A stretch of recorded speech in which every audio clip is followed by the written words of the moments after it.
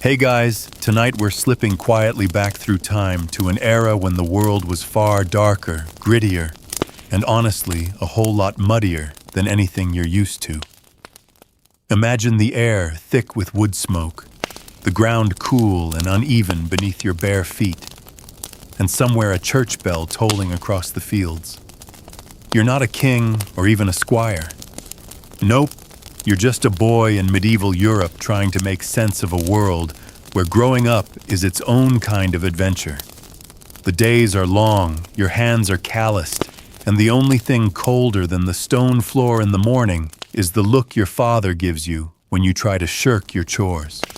Just a heads up, you probably won't survive this unless you have a tough stomach and an even tougher will, because medieval childhood was a test, and the pass rate was, well, not exactly comforting. So before you get comfortable, take a moment to like the video and subscribe, but only if you genuinely enjoy what I do here. And if you're tuning in from somewhere unique, let me know your location and the local time in the comments.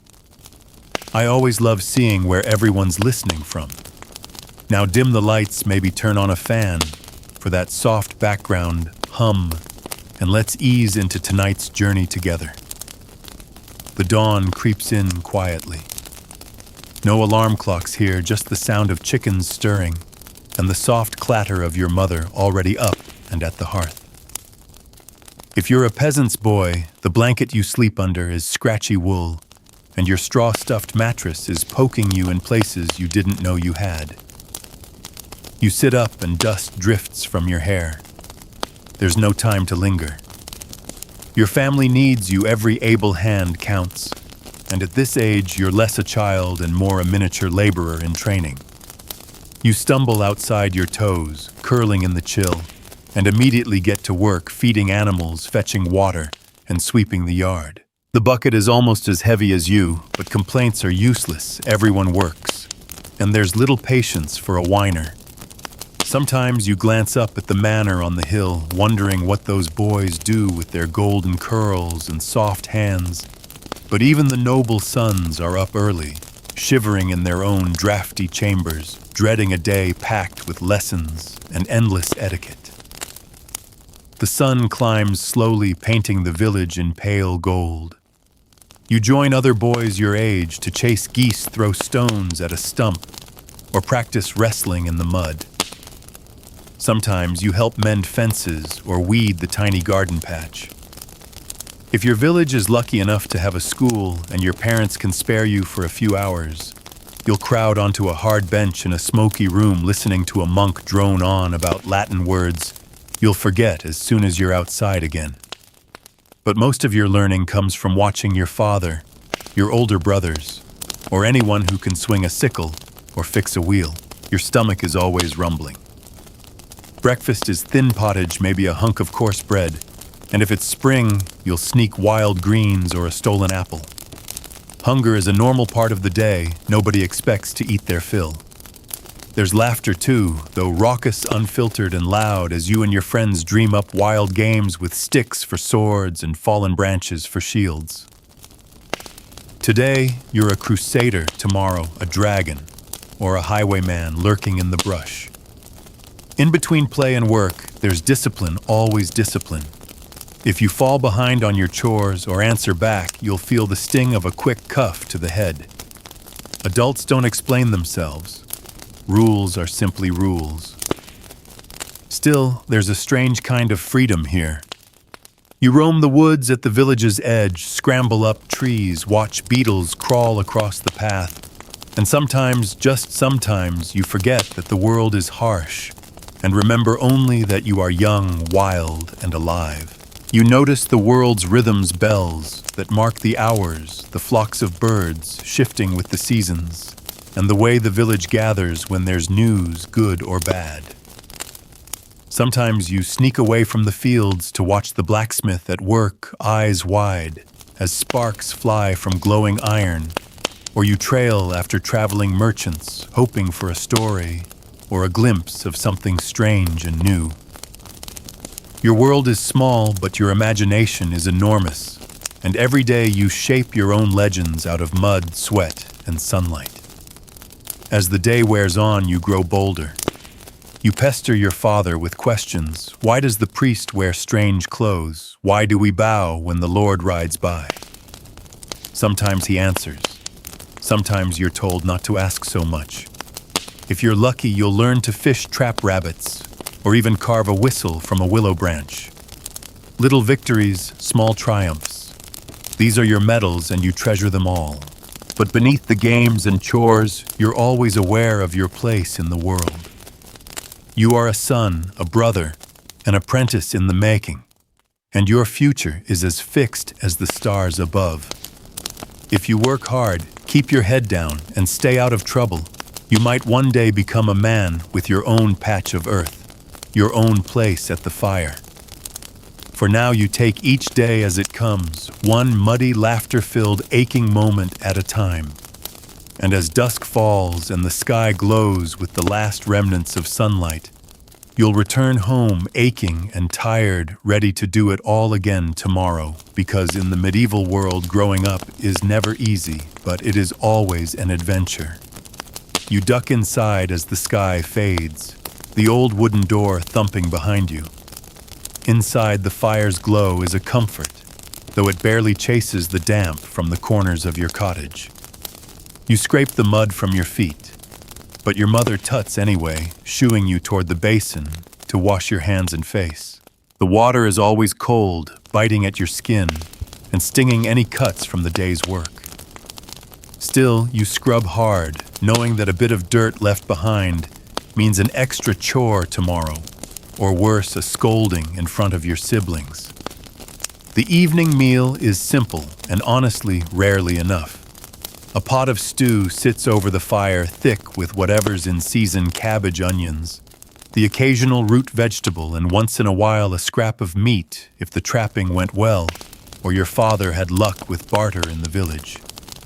You squeeze onto the bench between your brothers' elbows, jostling voices low and eager as you share the day's news.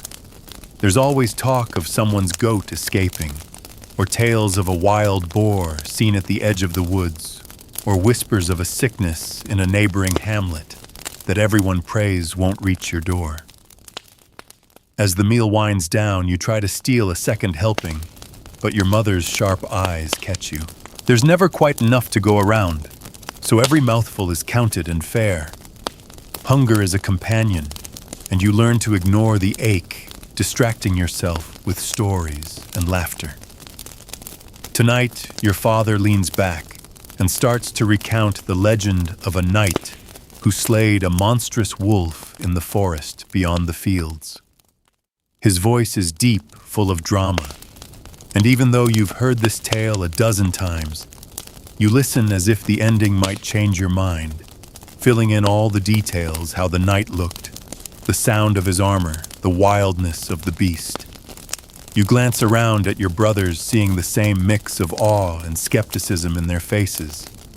One day, maybe it'll be your turn to tell these stories to make your siblings believe in monsters and heroes, to keep the darkness at bay with words alone. For now, though, you're still the audience, eyes wide and heart pounding. When the story ends, the family settles into evening tasks. You fetch more firewood, careful not to let the logs tumble and wake the baby. Sometimes, you're trusted with the precious candle. Its tiny flame is a miracle, and you cradle it as if it might vanish at any moment. You help mend a broken tool, your fingers clumsy but eager, copying your father's movements and asking questions until he grows tired of answering. You're learning, always learning through watching, trying, failing, and trying again. Sometimes, if there's still light, you sneak outside for a bit of freedom. The village is quiet, the sounds of distant animals and the creak of carts drifting on the cool night air. You and your friends might gather at the edge of the woods, swapping stories or daring each other to race across the old stone bridge without looking back. If there's a festival approaching, you'll hear excited whispers about the preparations, who will help raise the maypole, who'll be picked to run errands for the priest, and most importantly, which lucky boys might catch a glimpse of the traveling performers if they stop in your village this year. The world feels both huge and small. You know every stone and puddle within a mile of your house, but tales from the grown-ups hint at wonders you can barely imagine: mountains, castles, rivers so wide you can't see the far shore. Sometimes you'll find a bone or a feather and pretend it's a relic from a far-off land, making up wild adventures as you pass it between your friends. As night settles, you return home yawning, the day's energy spent. Sleep comes early, there's little light to stay awake by, and the straw mattress calls your tired body. You curl up close to your brothers, sharing warmth, the steady sound of their breathing, a lullaby older than words. Outside, the night is alive with the rustle of animals, the distant hoot of an owl, the gentle hush of the wind slipping between the trees. You wonder for a moment what tomorrow will bring. Another day of chores, of course, but maybe, just maybe, a new adventure, a hidden treasure in the woods, a secret whispered in the shadows. You're just a boy in medieval times, but in your dreams, anything is possible. Maybe tomorrow you'll catch a fish as big as your arm, or find the lost ring the priest keeps muttering about, or finally win at wrestling against that older boy who's always just a little bit faster. But for now, you drift off, tucked between family and dreams, the fire's glow fading as darkness settles. Your world is simple but never dull, a tapestry of small joys, hard lessons, and the endless hope of a new dawn. You wake with a start, the world still gray and silent long before the sun even thinks about rising. Someone is shaking your shoulder. Your older brother, already dressed and impatient. In this world, no one gets to sleep late. You scramble up, rubbing the sleep from your eyes, your head still half lost in dreams of dragons and knights. The fire is nothing but embers now, so you help coax it back to life, blowing gently until the first flames catch. Your mother is up busy at the table kneading dough with rough hands, her movements quick and practiced. You're handed a chunk of yesterday's bread, tough as leather, but better than nothing, and then you're out the door before you're fully awake. Morning chores wait for no one. You head for the barn with your brothers, the grass wet with dew, and the air crisp enough to sting your nose. Chickens scatter as you enter, and you gather eggs, careful not to break any. Each one is precious, and your mother will notice if even one goes missing. Sometimes you swap jokes with your brothers, other times you work in silence, too tired for words. Every so often you find yourself lost in thought, listening to the quiet sounds of the animals. The steady drip of water from the eaves, the far-off cry of a shepherd calling to his flock. The day's rhythm is as old as the hills work first, then a snatched bit of play when you can get away with it. After the chores, if there's time before the grown-ups find you another task, you and the other boys gather near the green. You turn a fallen branch into a sword, a stone into a knight's helmet, and the soft, forgiving mud into your battlefield. You chase and wrestle, calling out wild challenges, your voices echoing through the village. Sometimes the girls join in and the games get rowdier. No one stays clean for long. As the sun climbs, the work continues. If it's planting season, you spend hours bent over in the fields, pushing seeds into the soil. If it's harvest, your hands are red and raw from pulling turnips or stacking sheaves of grain. You don't complain much. There's little point. And besides, you know your family relies on every bit of food you can coax from the earth. On good days, you find a bird's nest or a hedgehog in the hedgerow.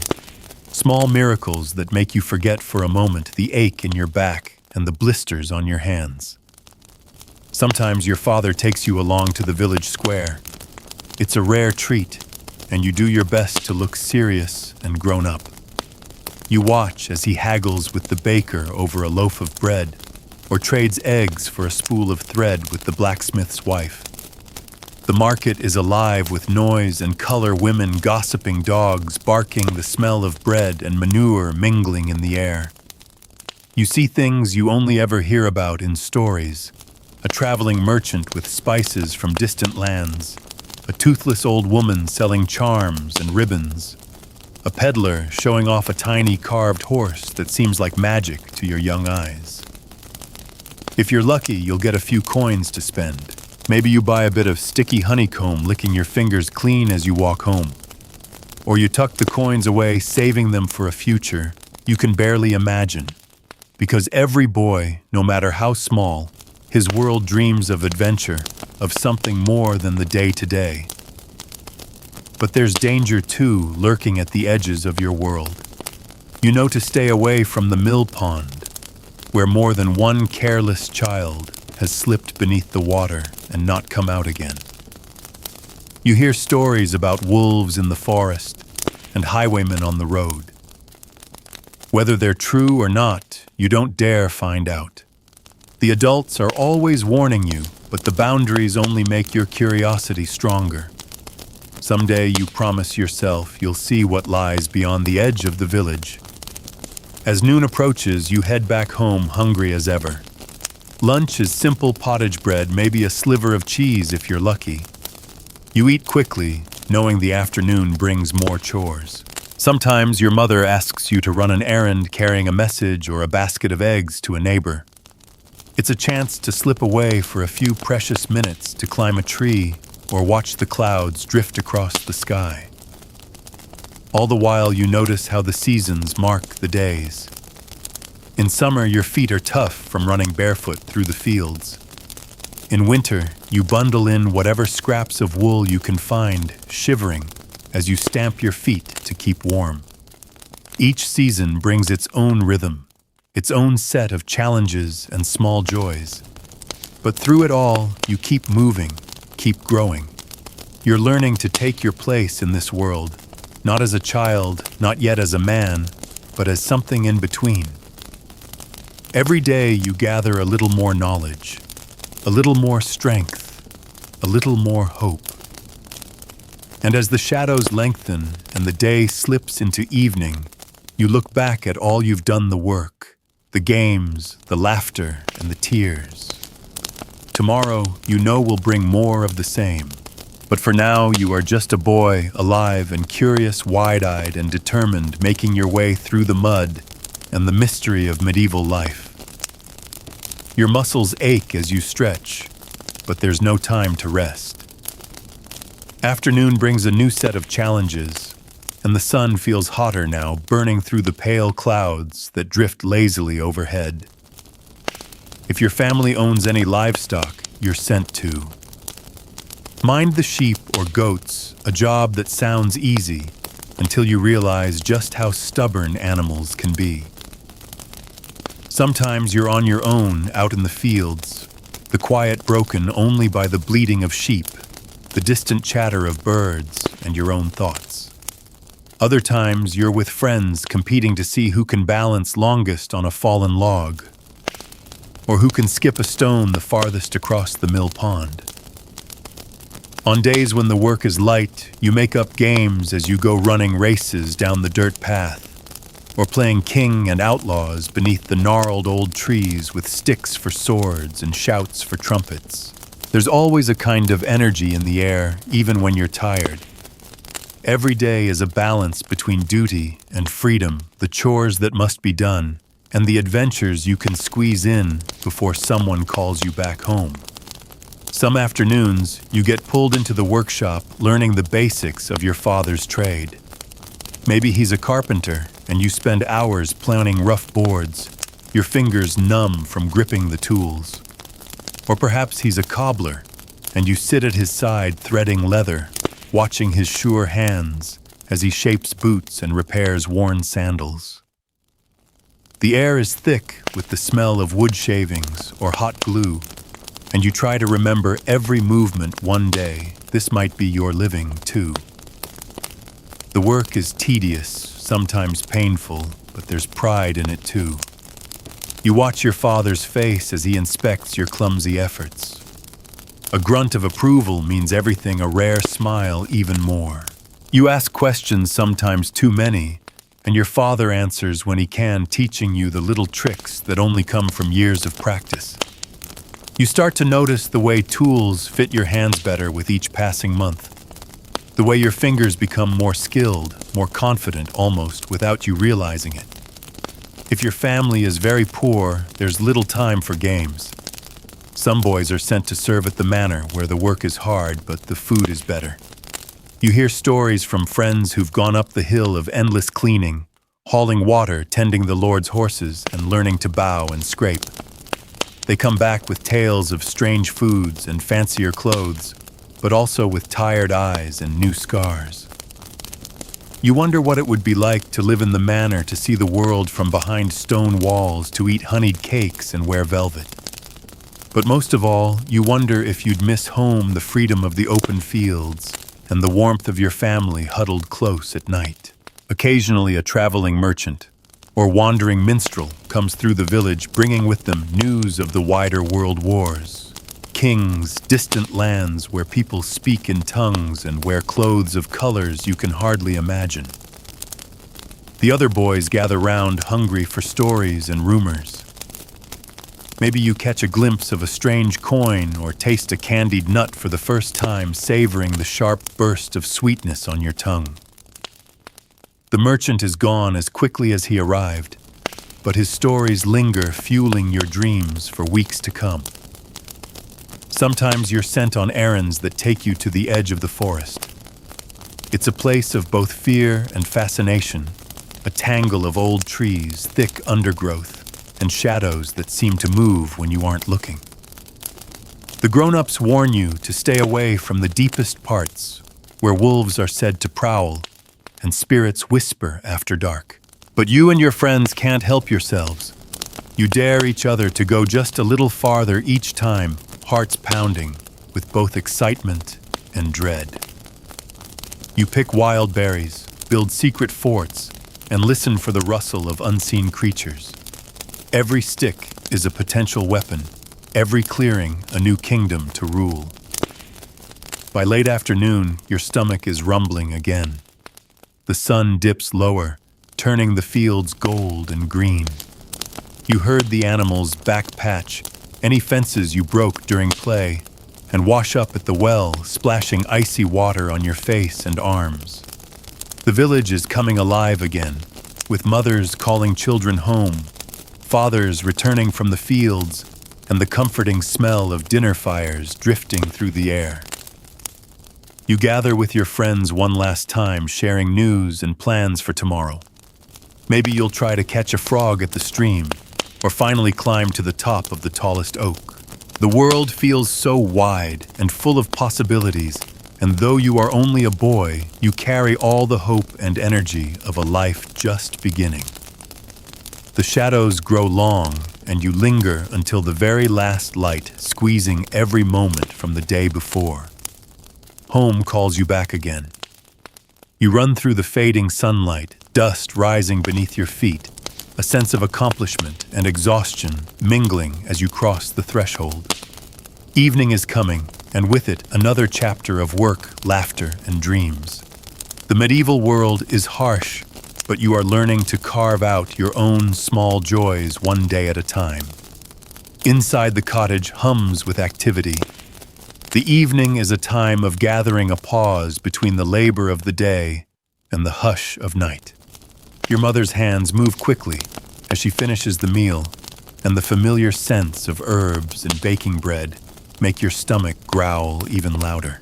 You help set the table, arranging wooden bowls and spoons, feeling a sense of importance in even the smallest tasks. The others filter in, faces flushed from sun and effort, and soon the narrow room is full of voices.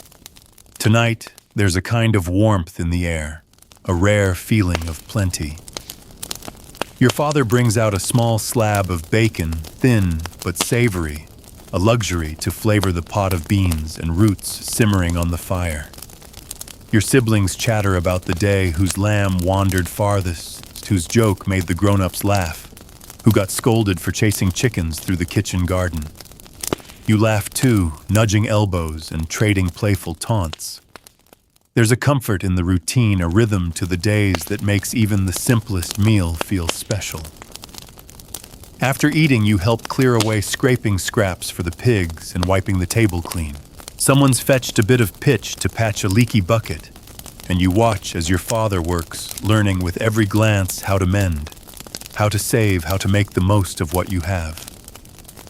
Sometimes he lets you try your fingers sticky and clumsy, but you feel a quiet pride when you manage the task, however small. Night is falling, but before bed there's a little time for stories. Maybe your grandmother is visiting, her voice raspy but bright, telling tales of her own childhood, of famines survived, of neighbors lost and found, of winters so cold, the river froze solid, and the wolves crept close to the door. You listen spellbound, feeling the weight of history in her words. Her stories are both a warning and a comfort. Safe is hard, yes, but you are part of something bigger, a chain stretching back through time. Sometimes the men speak of news from beyond the village, a new tax levied by the Lord, a band of mercenaries spotted on the road, rumors of plague in distant towns. The world beyond your fields is frightening, uncertain, always shifting. But you learn little by little how to listen, how to read the faces of the grown-ups, and gauge what is true, what is to be feared, and what is just the firelight playing tricks. As the flames in the hearth settle into glowing coals, you find yourself stealing a last moment by the door. The air outside is crisp and full of distant sounds, a dog barking, an owl calling from the woods, the rustle of wind in the thatch.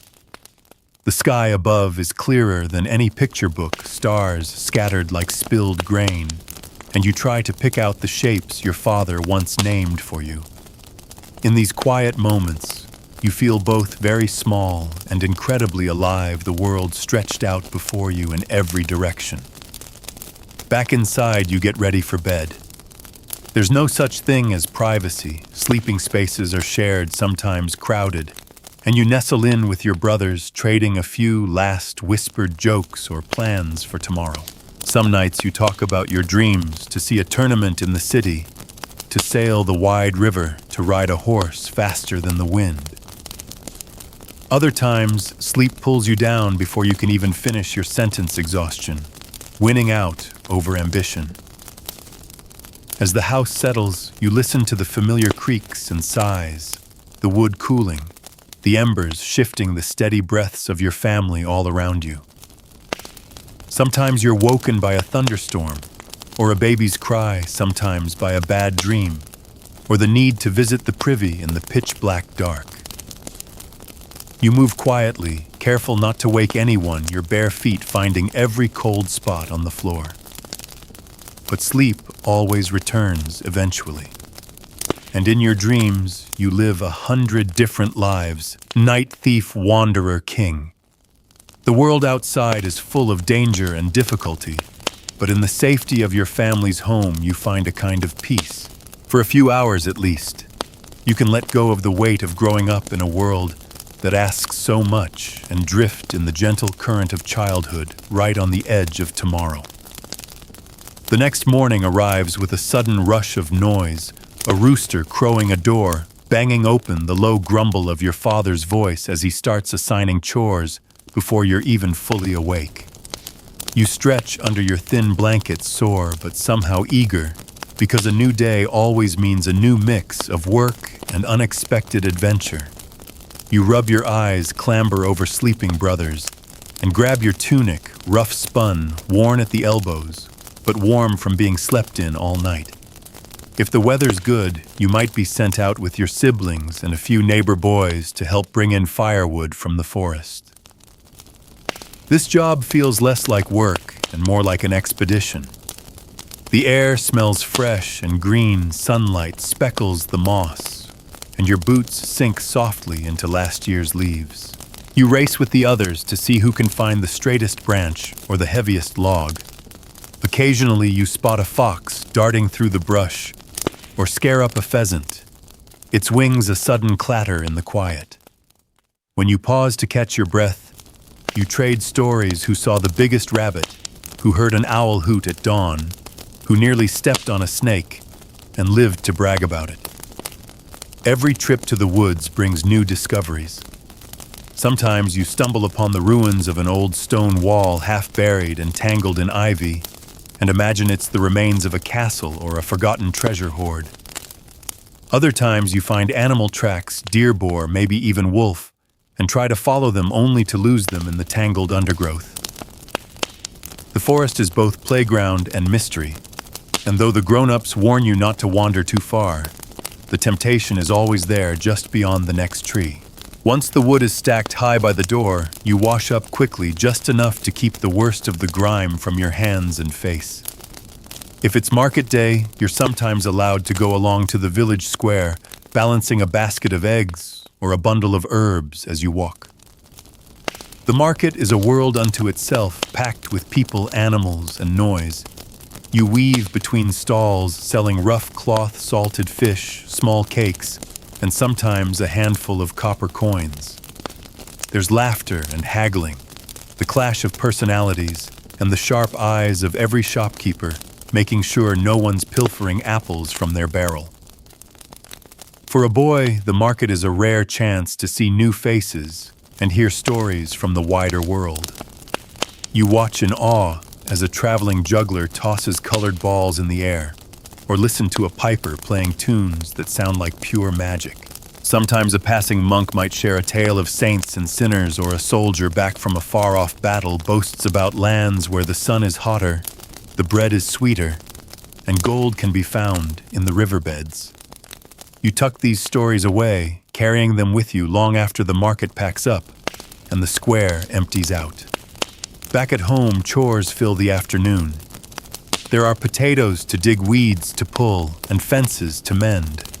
The work is never ending, but as you grow, you find your hands working more skillfully, your body growing stronger. Your parents notice even if they don't say it often. There's a moment of pride when your mother trusts you to handle the knife for chopping vegetables, or your father lets you try your hand at repairing a broken latch. These little milestones matter, each one a sign you're inching closer to manhood, even if the finish line still seems impossibly far. If you're lucky, the local priest might gather the boys for lessons in reading or reciting prayers. The church is cold and dim, the wooden benches hard beneath you, but you do your best to pay attention. The priest's Latin is mysterious, half magic and half nonsense. But you repeat the words as best you can, trying to remember the shapes of the letters scratched on the rough slate. Sometimes your mind wanders to the window where sunlight glows in patches and dust motes dance like tiny spirits. Still, you sense the importance of these lessons. Maybe, just maybe, they are the key to a better life. By evening, you're worn out in the best possible way. Your clothes are dirty, your hair tangled, but your spirit is light. As you gather by the hearth for supper, you realize how quickly the days pass, each one busy, challenging, sometimes monotonous, but never truly wasted. You watch your younger siblings, seeing in them your own past, and wondering how quickly they'll grow, and you listen to your parents, their voices rising and falling as they plan for tomorrow and the next day after that. You lie down to sleep, surrounded by family, your dreams filled with the sights and sounds of the forest, the bustle of the market, the flicker of candlelight on the church wall. Tomorrow will come with its own surprises and struggles, but for now you are safe, content, and drifting slowly into sleep. Morning light drifts through the cracks in the shutters, painting pale stripes across the hard-packed floor. You wake to the familiar shuffle of feet, the low voices of your parents already at work. The day ahead is the same and yet always a little different, an endless cycle of chores and curiosity lessons and laughter, mishaps, and hope. Today you're tasked with tending the small patch of garden behind your cottage. The earth here is stubborn, studded with stones and old roots. But you kneel down anyway, tugging weeds with chilly fingers. There's a rhythm to this work, almost meditative. The gentle tug, the soft thud of a stone hitting your wooden bucket, the surprise of finding a fat worm wriggling in the soil.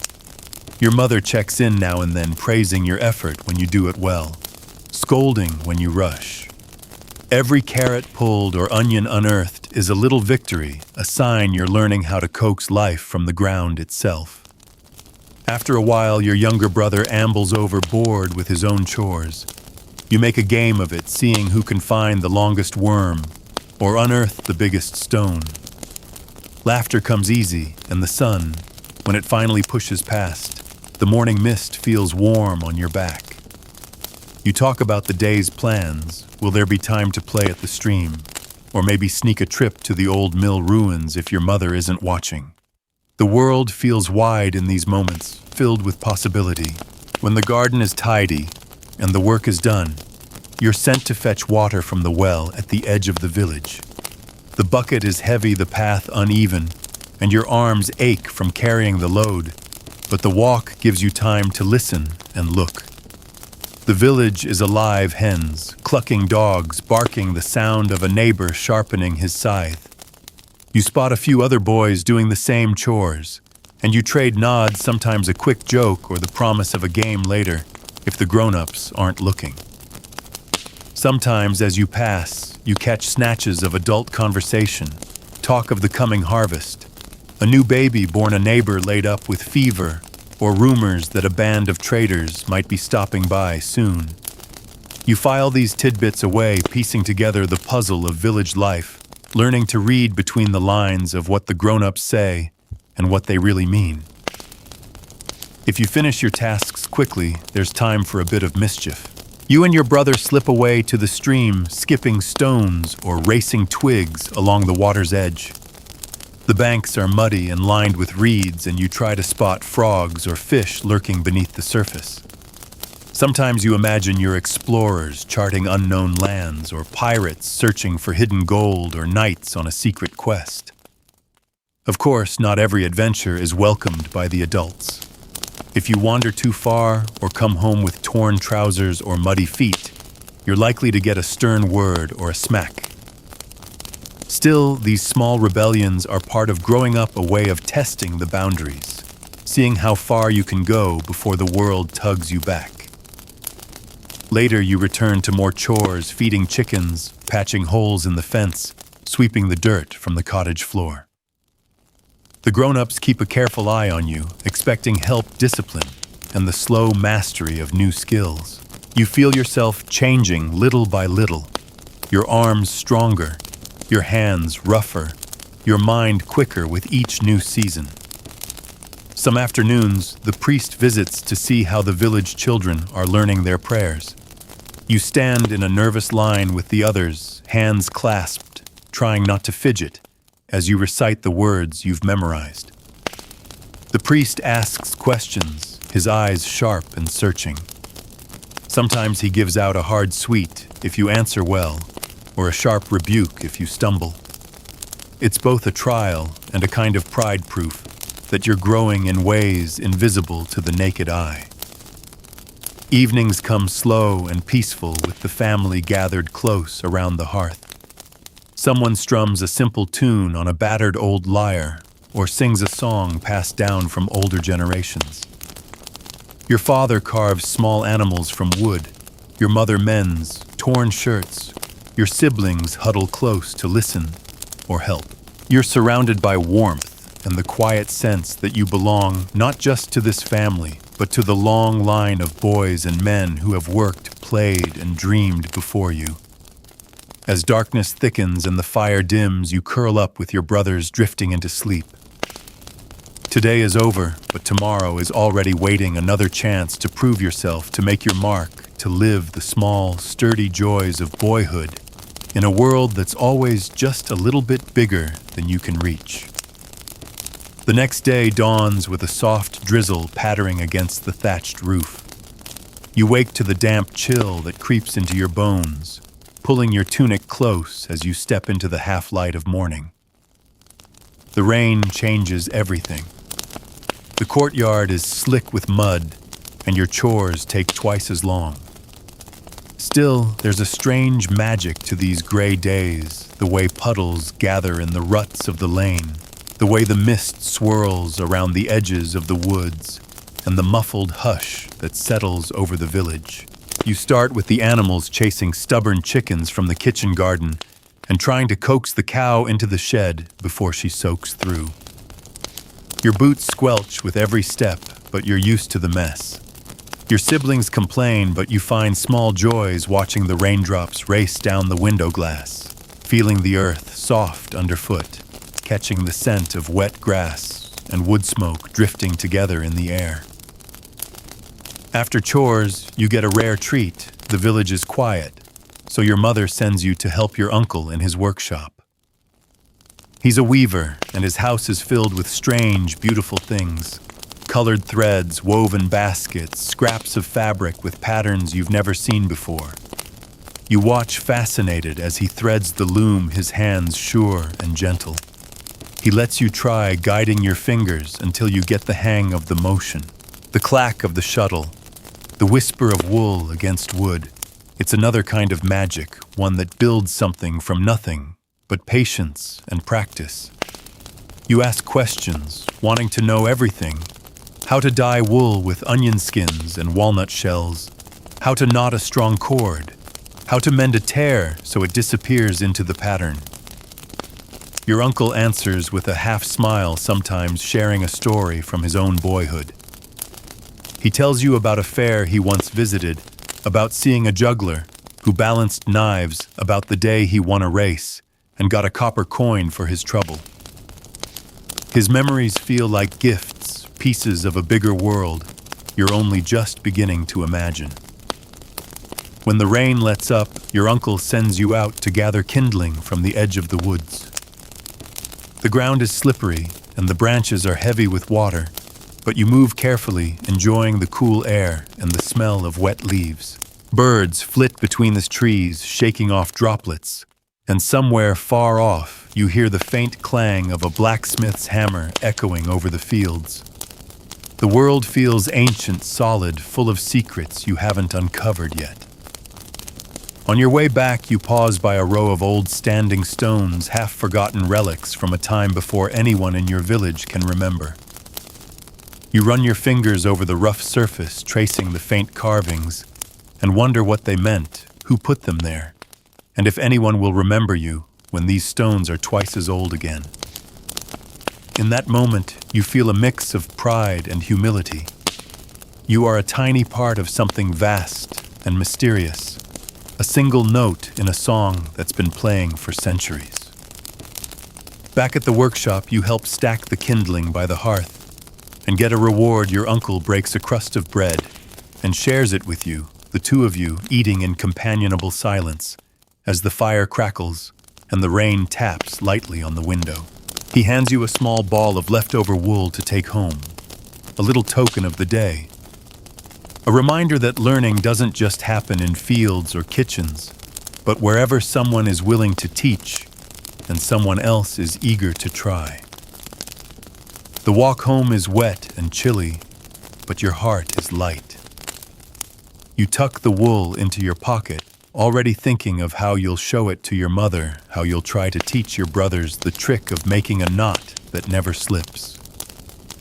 The rain slows to a drizzle, the clouds begin to break, and a faint shaft of sunlight catches the puddles, turning the whole village gold for just a moment. That evening, as you sit by the fire, you tell your family all about your day with Uncle, the stories, the weaving, the mysterious old stones in the woods. Your siblings listen with wide eyes.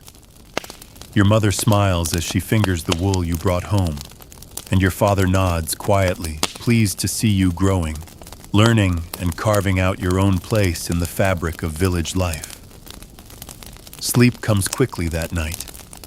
You lie on your straw mattress, the day's memories drifting through your dreams, colored threads, misty woods, rain tapping gently against the roof. Tomorrow will be another day with new chores, new lessons, and more of that quiet, unstoppable curiosity that drives you forward deeper into the world of medieval boyhood. The sun rises bright and sharp, banishing yesterday's gray skies. You wake to a sense of promise in the air, everything glistening, the puddles shining in the yard, the leaves beaded with dew like tiny jewels. The world feels fresh and new, and even the chores seem a little lighter when you step outside, shoulders tingling in the brisk morning air. You start the day with a simple meal, just a scrap of bread and a mug of watered ale or weak broth. But your mind is already racing ahead. Today, your father has promised to show you something special in the field, the ancient art of turning the earth. You've watched him before, muscles bunching beneath his tunic as he pushes the heavy wooden plow, but this morning, it's your hands that wrap around the worn handle, your feet that press into the furrowed soil. The work is harder than it looks. The plow jerks and skids over roots, the oxen snort and pull, and your arms ache before you've even made it halfway down the first row. Your father is patient, offering quiet advice, his shadow always beside you.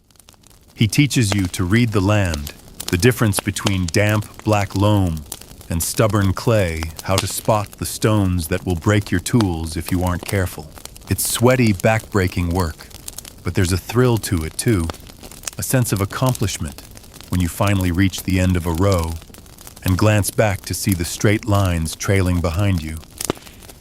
During a break, you sprawl in the shade of a twisted old apple tree, cheeks flushed and hands stained with earth. Your father tells you how he learned to plow from his own father, and how one day you'll pass the knowledge on as well. It's a moment of quiet pride, an invisible thread stretching back through generations, tying you to your family and your land. Not all boys in the village are so lucky. You know a few whose fathers died young boys, who must work twice as hard to help their mothers, or who are sent to apprentice in distant towns with men they barely know. You're grateful in your own unspoken way for the lessons your father gives and the safety of his company. By midday, the sun is high, sweat running down your back as you haul water from the well to the field. Your mother brings a small meal onion and greens wrapped in bread, cool and tangy. You eat quickly, laughing with your siblings as you splash water on each other's faces, stealing a few minutes of play before the work resumes. Afternoons in the fields are a time for stories. Sometimes older boys swap tales as they weed the rows or gather stones into piles at the edge of the field. There are jokes too, some bawdy, some clever, some old as the hills and told 1,000 times before. You join in, feeling yourself growing not just taller or stronger, but more a part of this rough, tight-knit community. Later, you're given a rare job running an errand to the manor house at the edge of the village. The manor looms large in your imagination, its stone walls and tall windows speaking of secrets and wealth you can only guess at. You carry a basket of eggs, careful not to jostle them, and approach the grand door with a mix of awe and nerves. A servant greets you, takes the eggs and hands you a coin in return. A real shiny coin warm from her hand. On the walk home, you turn the coin over and over, feeling the weight of it, imagining all the things it could buy: a sweet at the next fair, a bit of ribbon for your mother, a sturdy new belt. You tuck it safely away, determined to show it off, only when you're back by your family's hearth. Before sunset, there's one last bit of mischief, a race to the edge of the fields with the other boys, feet pounding the dusty lane, breath coming in gasps. You lose yourself in the rush, the pure, bright joy of moving fast beneath the open sky, heart pounding with hope and laughter. When dusk falls, you return home tired and sore but proud. Your family gathers around the fire, the day's stories flowing as easily as the soup in your bowl.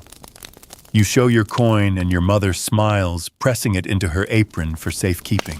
There's pride in her eyes and in your father's, and you feel for a moment like you belong exactly where you are. Night comes softly, the village hushed beneath the stars. You fall asleep with the memory of the day still warm inside you, lessons learned, muscles stretched, the world just a little wider than before. Tomorrow you know will bring more work, more surprises, and more of that steady, stubborn hope that lights the heart of every medieval boy. You wake to the sound of distant bells, an unfamiliar echo that shivers through the misty morning. For a moment, you lie still, trying to guess what day it is. Then it comes to you, it's the feast day of a local saint, and that means change. In a world where days blend together, these holy days stand out as markers, moments to catch your breath and feel part of something larger than your small village.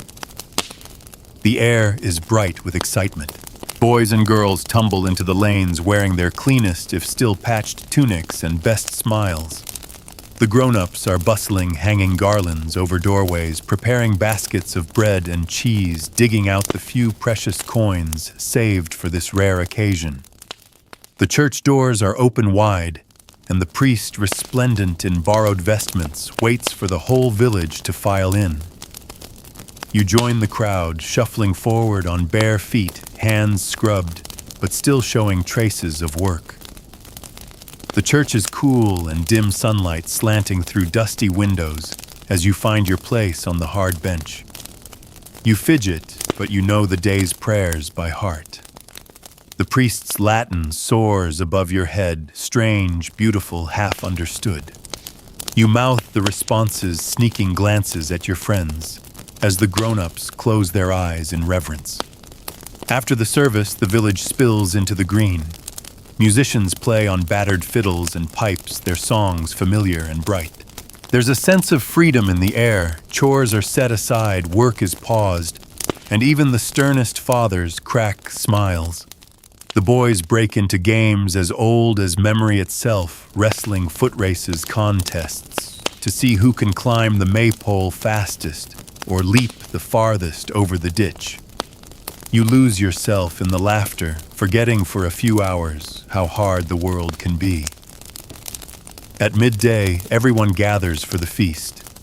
Tables are dragged outside and groan beneath dishes brought by every family, loaves of dark bread, turnip stew, hard cheese, apples, sometimes a salted fish or a sliver of roast if luck has been kind. You eat until you're stuffed, the sharp tang of cheese and the sweetness of stewed apples lingering on your tongue. For once there is plenty, and you relish every bite. After eating, the stories begin, some true, some fanciful, all captivating. An old man recounts how as a boy he saw a knight ride through the village on a horse as white as milk. A woman tells of the year the river froze so hard you could walk to the far bank. And a girl your age claims she once saw fairies dancing under the hawthorn at midnight. You listen, half believing, half inventing your own tales to share next time.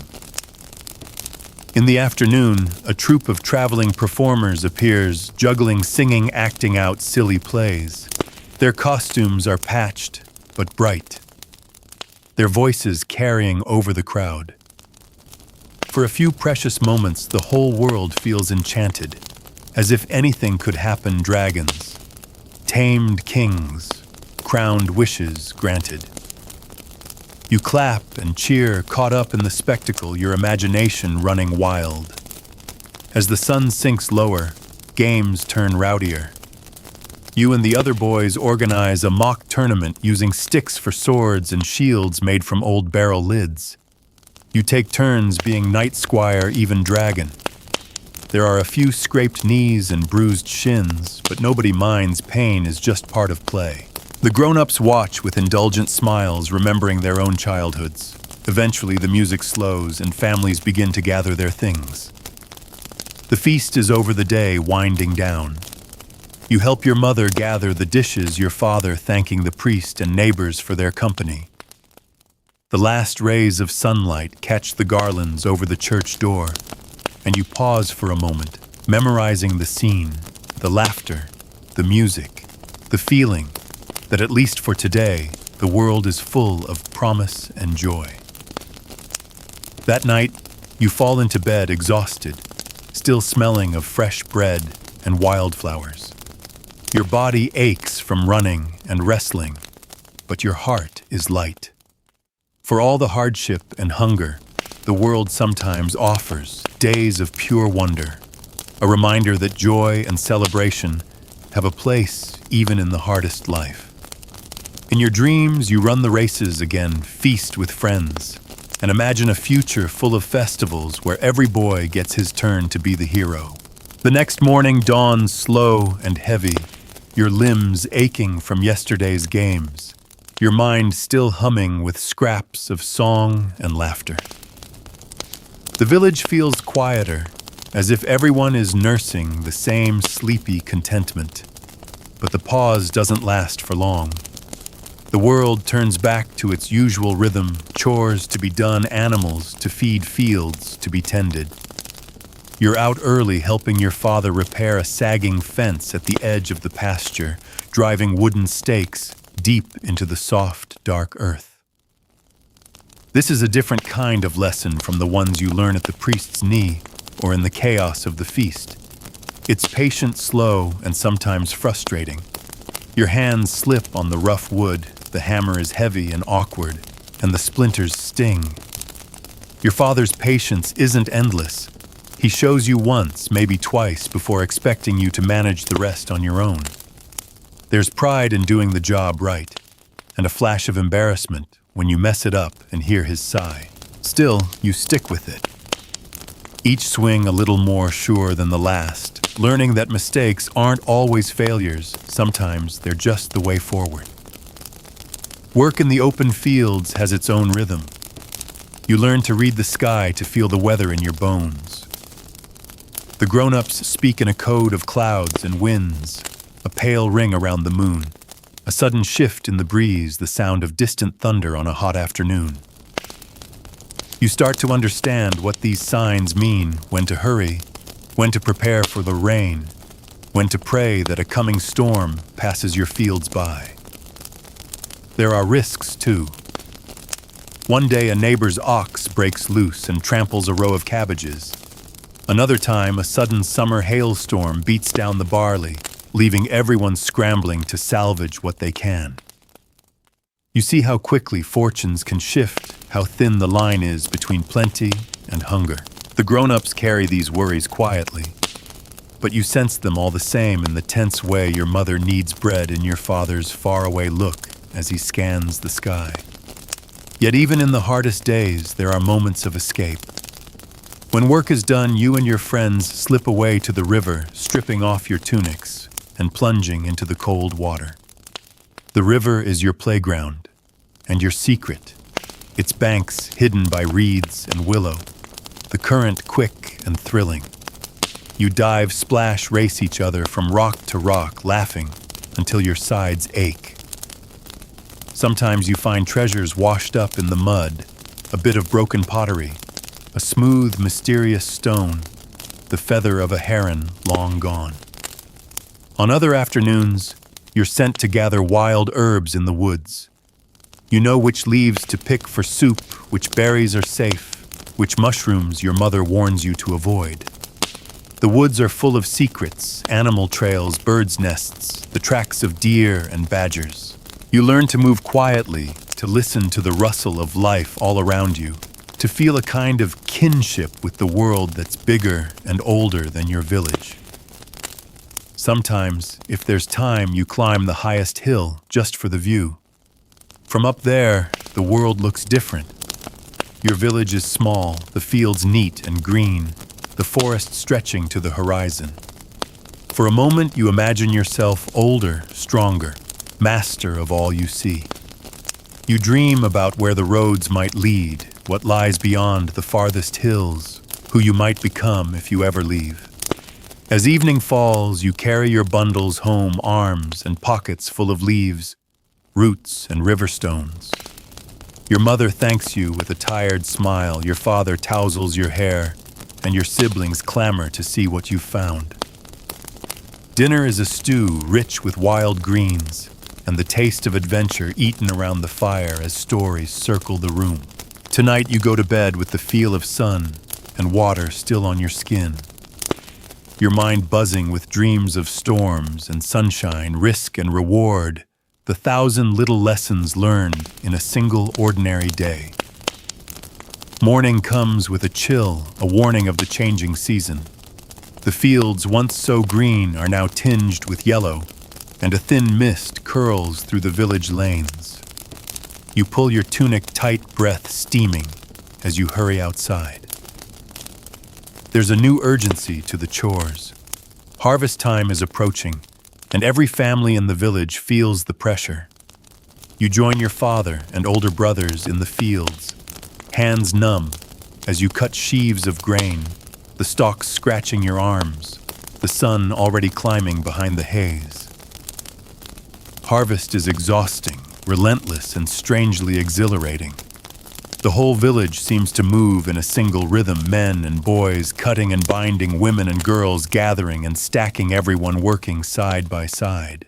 Even the youngest children help fetching water, chasing birds from the ripe fields, gathering stray ears of grain dropped in the rush. Your muscles burn, your back aches, but there's a sense of pride, too, a feeling that you are part of something much larger than yourself. Some days the manor's steward rides by to inspect the work. He sits tall on his horse cloak, snapping in the wind, eyes sharp for any signs of laziness or waste. The sight of him brings a hush, and you and the other boys double your efforts, scything faster, straightening the bundles. When he's gone, a collective sigh ripples through the field. You swap jokes about the steward's bony nose or the way his boots always seem too clean, laughter easing the tension before the next round of work. There are dangers, too, lurking at the edges of this season.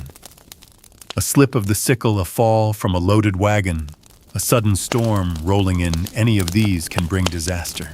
You see boys bandaging cuts with torn cloth, hear tales of a neighbor's ox running wild and crushing a cart. Yet no one stops. The work must be done before the weather turns, before the food you need for winter is locked away in barns and cellars. At night you collapse onto your straw mattress, body humming with exhaustion. Sleep comes quickly, heavy and dreamless. Yet even in these hard weeks, there are flashes of happiness. The taste of fresh apples snatched from the trees. The thrill of a successful prank pulled on a friend. The camaraderie of shared labor shoulders, bumping hands, blistered and proud. When the day's work is finally finished, you gather around the fire, faces glowing, a pot of thick soup bubbling on the hearth. There's talk of how much has been gathered of weather signs and old proverbs of plans for the festival when harvest is finally done. As the fields empty and the last cart rolls home, the village comes alive with celebration. The harvest feast is the biggest event of the year, a rare time when everyone, young and old, can put aside worry for a night. Tables are dragged outside and piled with food, bread, cheese, roasted meats, apples and pears, jugs of ale and sweet cider. You join the other boys in racing around the green, your laughter bright in the cool air, the taste of honey cakes lingering on your tongue. There's music, fiddles, pipes, the pounding rhythm of feet on earth. You dance until you're dizzy, caught up in the swirl of voices and lights, knowing that tomorrow the world will go back to its hard, careful pace. But for tonight, there's joy in every breath. Lanterns flicker, casting golden pools across the green, and for a few precious hours, hunger, worry, and work are forgotten. Later, you sit beside the fire, legs aching, eyelids drooping. An old storyteller commands the crowd, weaving tales of clever boys and wise fools, of monsters tricked and fortunes won. You listen half lost in dreams, the voice a steady hum against the cooling night. Someone hands you a cup of cider, warm and sweet. You sip it slowly, wishing this night could last forever. As you finally stumble to bed, head spinning from food laughter, and the faintest taste of cider, you know these memories will last. Harvest is hard, but it binds you to your village, to your family. to every boy and girl who's ever worked these fields. The festival is over, but the bonds remain shining quietly beneath the ordinary days to come. The festival glow fades quickly, replaced by colder winds and earlier dusk. The first real chill of autumn creeps into the cottage, making every stone and wooden beam feel sharper against your skin. You wake in the mornings to the sound of rain or the patter of leaves against the shutters. The harvest is mostly in, and now life changes rhythm again. The frantic pace slows, replaced by longer evenings and new kinds of work, repairs, preparations, and for you and the other boys, lessons in patience as much as in skill. Your father takes stock of what the family has put away for winter sacks of grain, in the loft bundles of herbs hanging from the rafters, firewood, stacked high by the door. You help carry what you can, straining to lift heavier loads than last year, eager to prove you're stronger, more grown. There's a kind of pride in this work, even though your hands ache from splitting wood and your arms tire from hauling buckets of water from the well. You can see the results, the hearth piled high, the larder full, your mother's quiet smile when she thinks no one is watching.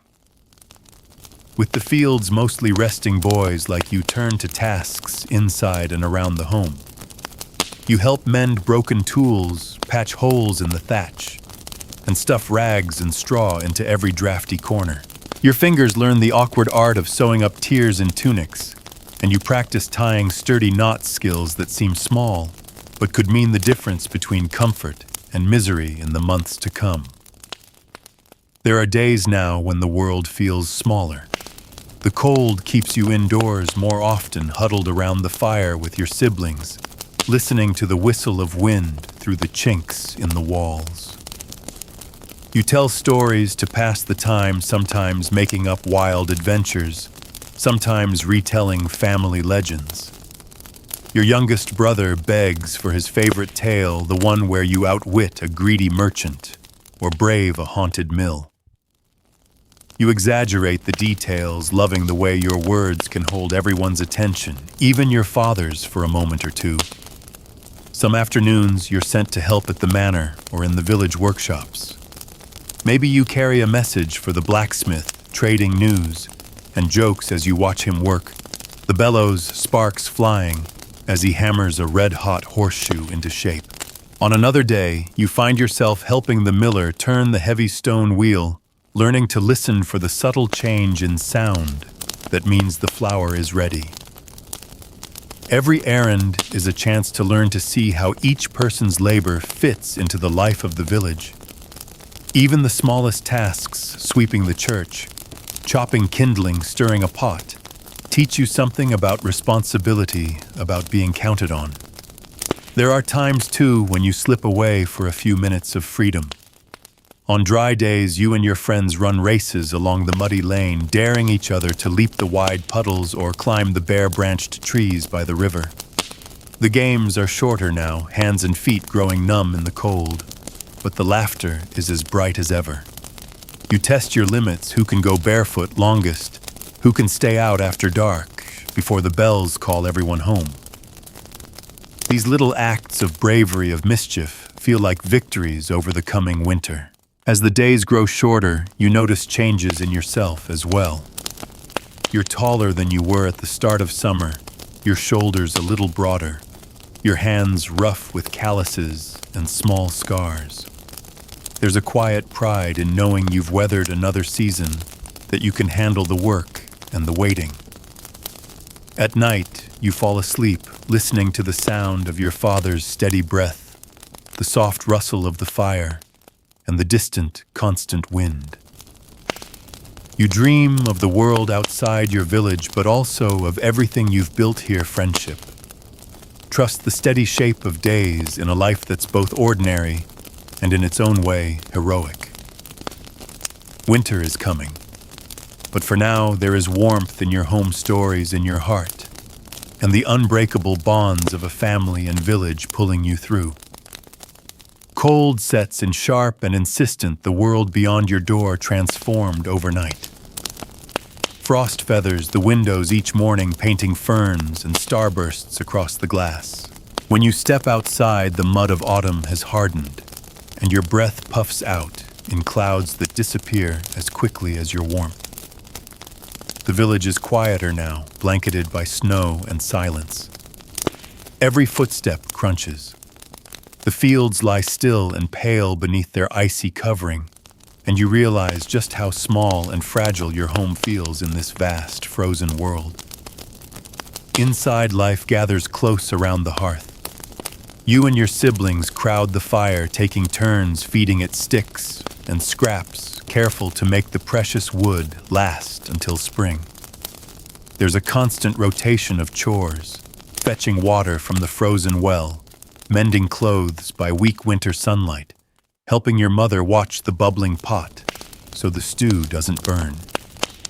The hours stretch long and slow, broken only by the simple rhythms of daily life. Some days, the cold is so fierce that it seeps into your bones. You wrap yourself in everything you own: tunics, cloaks, old blankets, sometimes even your father's heavy work shirt when he's out in the barn. Still, your fingers go stiff and your toes tingle with numbness. You stamp your feet, run on the spot, anything to chase away the chill. Sometimes, for just a moment, you let yourself remember the warmth of summer, the sun on your back, the laughter in the fields, the green world that now feels like a distant dream. But winter is also a time for learning. With the work outside limited, you spend more hours at the table or on the bench by the fire. Your mother teaches you to patch worn sleeves, to knit a simple scarf from scratchy wool. Your father when he's not mending tools or tending to the animals. In their cold shed, sits you down with your brothers and tells old stories of the hard winters he survived, of the tricks for finding firewood, when it seems there's none left of the courage needed to face both hunger and fear. The priest visits more often now, bringing not just prayers, but books and slates for lessons. You gather with the other boys, crowded close in the tiny church, breath steaming as you stumble through your letters and numbers. The Latin words sound strange in the cold air, but you sense that they are a bridge to a world beyond your own, a key that could unlock a different future if you can only master them. Nights are the hardest. The cottage creaks in the wind, snow hisses against the roof, and every shadow seems deeper in the firelight. Sometimes you wake to the sound of a baby crying, or your mother moving quietly through the room, checking that everyone is warm enough. You listen to the wind and the shifting timbers, telling yourself stories until sleep returns. Yet even in the depths of winter, there are moments of joy. When the snow is fresh, you and your friends rush outside, sliding down the nearest hill on old boards, hurling handfuls of snow at each other until your cheeks sting and your laughter echoes across the white fields. On rare, clear nights, you slip out beneath the stars, watching your breath rise like smoke as you imagine what lies beyond the sky. At home, food is plainer and portions smaller, but every meal is earned and savored. Your family gathers close, sharing stories and plans for the spring, promising each other that the cold will pass and the green world will return. You hold tight to hope, because hope in these long nights is as essential as bread or fire. You drift to sleep with the sound of your father's voice in your ear, telling tales of endurance and courage of boys who became men, not just by facing the world's dangers, but by surviving the silent, grinding days of winter together. The world begins to thaw. You notice it first in the drip-drip of snowmelt from the eaves, the softening of the ground beneath your boots, the sight of green blades pushing up through the last dirty crusts of snow. The days grow a little longer, the sunlight a little warmer. Inside, the mood shifts, your mother hums as she sweeps.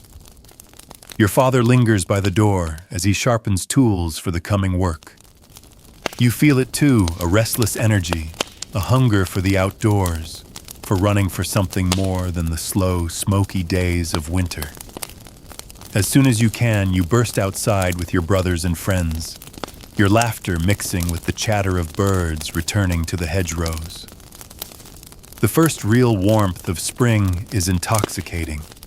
You squelch through puddles, climb trees still bare of leaves, and chase each other through the muddy lanes. Each day something new appears, the swelling buds on the apple trees, a frog's eggs in the stream, the first lamb tottering in the field. Life returns to every corner, and you marvel at how the world seems to grow all at once out of nothing. Work resumes quickly, no easing back in. There are fences to mend tools, to repair animals, to lead out to graze for the first time in months. You help your father sow seeds in the garden, your hands black with soil but light with hope. Each tiny task feels like a contribution to the great reawakening. You catch yourself measuring your own growth against the world's remembering, how small your hands felt last spring, how much heavier the plow seems to you now, how much easier it is to shoulder a bucket or climb to the roof to help patch the thatch. Spring also brings its share of unpredictability. Sudden rain showers sweep across the fields, sometimes catching you far from shelter and sending you running, shrieking for home. Your mother shakes her head and scolds, but there's laughter in her voice, and you dry by the fire feeling brave and wild. Sometimes there are challenges, a sick lamb that needs your care, a sudden late frost that threatens the fragile green shoots, the arrival of a peddler with strange tales and tempting wares you can never quite afford. But most of all, there's a sense of renewal. The priest blesses the fields. The village gathers for a small feast, sharing the first fresh milk, eggs, and bread of the year. You sit with your friends beneath a budding tree, swapping stories about the winter and dreaming about the months to come. You wonder, as all boys do, what the next year will bring, what you'll learn, how you'll change, what adventures might be waiting just beyond the edge of your familiar world.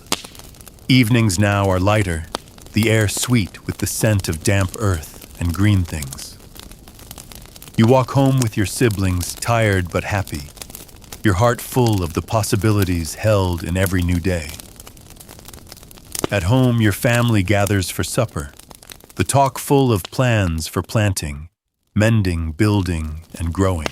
You feel yourself at the very center of it all, not just a child anymore, but a part of something older and larger, a living link in a chain that stretches backward and forward through the turning seasons, as you drift to sleep with the sound of frogs singing in the distance and the gentle hush of a spring rain on the roof. You carry a quiet sense of pride and gratitude. You've survived another winter, grown through another year, and now the whole world opens up again, a blank page waiting for the next story you'll help to write. And now, as our journey through a medieval boy's year comes to a close, take a slow, deep breath and let all the little details settle around you like soft, fresh straw. Picture yourself lying beneath the heavy beams of a cottage roof, the air rich with the smell of wood smoke and new earth. Your body gently tired from a day of honest work, and your heart soothed by the rhythms of family and village life. Let your mind wander back through the changing seasons, the wild rush of summer games, the golden press of the harvest, the close huddled warmth of winter, and the sparkling promise of spring's return. Imagine the simple comforts, the laughter of friends, the taste of bread still warm from the oven, the feel of a wool blanket tucked up to your chin, and the quiet reassurance of voices you trust murmuring in the next room. Out the window, a cool breeze stirs the new grass, and far off an owl calls across the fields, its song mingling with the distant clatter of the river and the steady pulse of a world that, for all its hardship, always circles back to hope and renewal. You've lived this day fully, just as so many boys did centuries ago, brave, curious, sometimes afraid, but always growing, always reaching for the next adventure. So as you sink into sleep, let the gentle pace of medieval life carry you away. There's nothing you need to do now, nowhere to go, only the safe hush of the past and the peaceful promise of rest. Tomorrow will come soon enough. But tonight, let your dreams be easy and deep. Wind down 300 words.